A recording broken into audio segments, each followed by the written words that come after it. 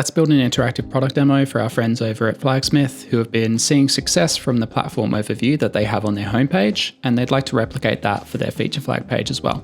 So we start by writing down all of the features that we'd like to demonstrate during this demo, and then we jump over into our browser and hit start recording. Then it's just a matter of clicking through the steps as though we were demonstrating this to a prospect or a customer. And when we're ready, hit stop recording and everything gets uploaded to our servers. You're then launched into the Howdy Go editor, where you can start editing the text in your annotations, dragging them around, or changing the order of a step. If you realize there's something you'd like to change in your recording while you're in the editing process, that's easy to do because we've captured it all in HTML, so it's easy to edit. When you're ready, click share, and then we'll publish the demo, copy the embed code, jump into Webflow or your CMS, put an embed block in, paste, hit save, and there you have it, an interactive product demo on your website.